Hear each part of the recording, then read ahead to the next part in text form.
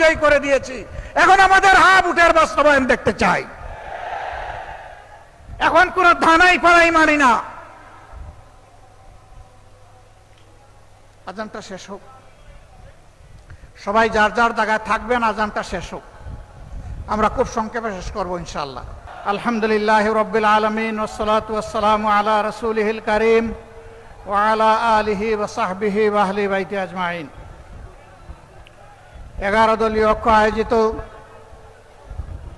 সিলেট বিভাগীয় আজকের এই সমাবেশের সম্মানিত সভাপতি, রণাঙ্গনের বীর মুক্তিযোদ্ধা, এলডিপির সম্মানিত চেয়ারম্যান ডক্টর কর্নেল অলি আহমদ বীর বিক্রম, আজকের সভায় উপস্থিত সম্মানিত বিশেষ অতিথিবৃন্দ, শীর্ষ নেতৃবৃন্দ, প্রিয় সিলেটবাসী, সাংবাদিক বন্ধুগণ, নামাজের সময় আসন্ন, এই জন্য সংক্ষেপে কয়েকটি কথা বলে আমি সম্মানিত সভাপতির জন্য সময় ছেড়ে দিতে চাই।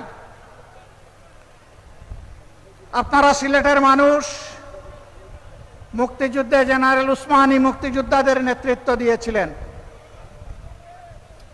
সেই সিলেটের কিছু ন্যায্য দাবি যুগ যুগ ধরে ঝুলে আছে, বাস্তবায়ন হচ্ছে না। একটা প্রবাসী বহুল এলাকা হিসাবে নামে মাত্র একটা আন্তর্জাতিক বিমানবন্দর আছে, এখনো তা পূর্ণাঙ্গতা পায়নি। আজকের এই সমাবেশ থেকে দাবি করছি, অবিলম্বে সিলেট এমএজি উসমানী বিমানবন্দরকে আন্তর্জাতিক বিমানবন্দরে পরিণত করুন। আজকে এখানে দাঁড়িয়ে রাশেদ প্রধান বলে গেলেন ঢাকা থেকে ভালোই রওনা করেছিলেন, কিন্তু আস্তে আস্তে অসুস্থ হয়ে গেছেন।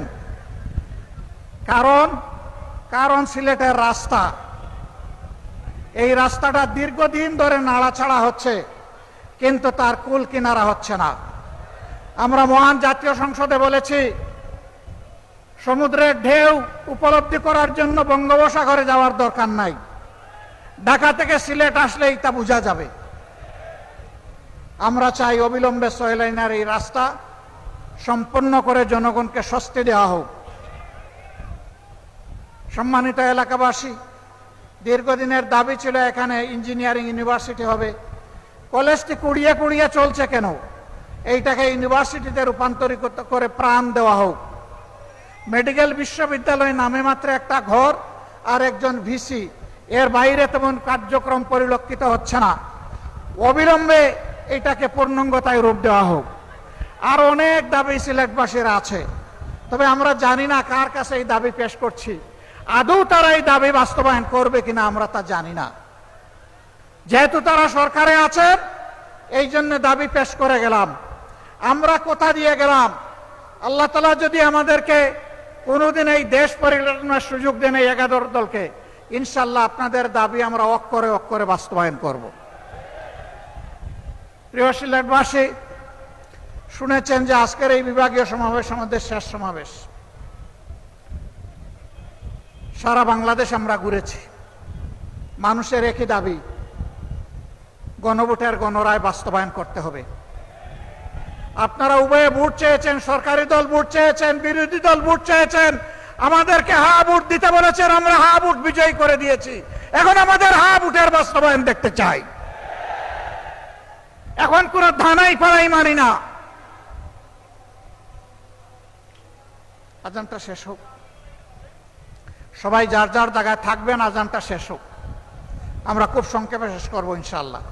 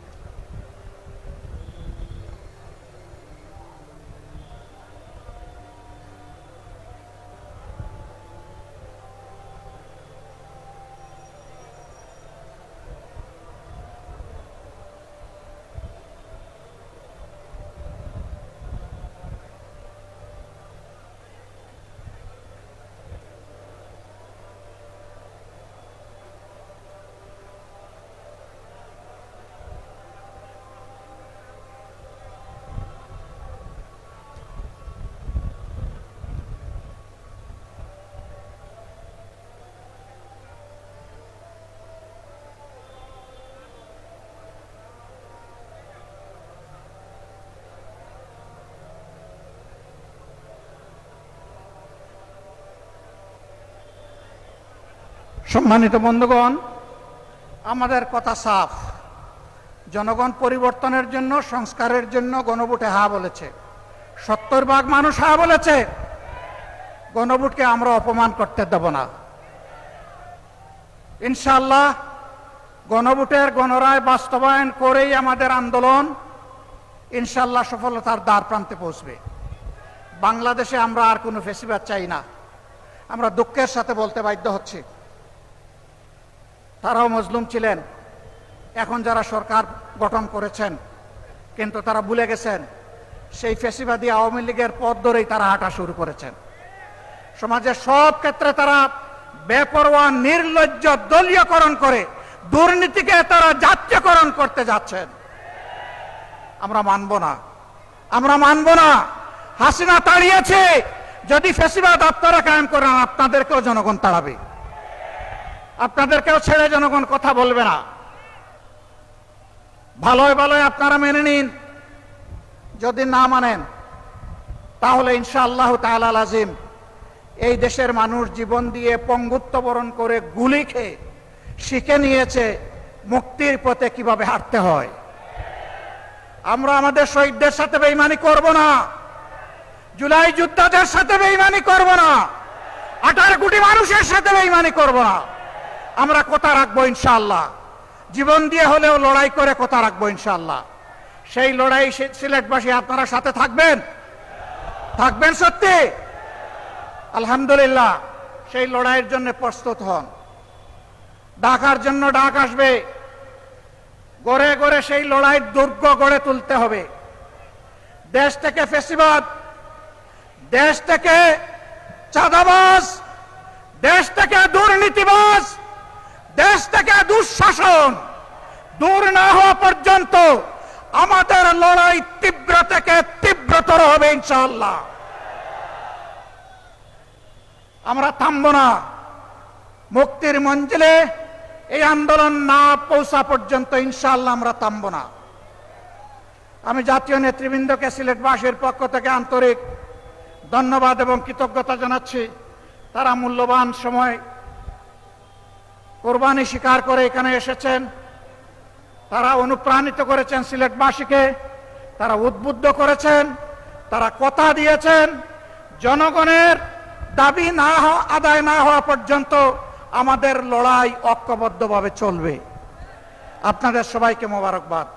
সভাপতির বক্তব্য শুনে সবাই যাবেন, এর আগে যাবেন না। তিনি আমাদের মধ্যে বর্ষিয়ান রাজনীতিবিদ, সকলের চাইতে বয়োজ্যেষ্ঠ। তিনি দেখেছেন ব্রিটিশ আমল, দেখেছেন পাকিস্তান আমল, তিনি বাংলাদেশ আমলের রাজনীতির এক জীবন্ত ইতিহাস। তার কথা শুনে আপনারা যাবেন ইনশাআল্লাহ। আল্লাহ হাফেজ। বাংলাদেশ জিন্দাবাদ। 11 দলীয় ঐক্য জিন্দাবাদ। আসসালামু আলাইকুম ওয়া রাহমাতুল্লাহ।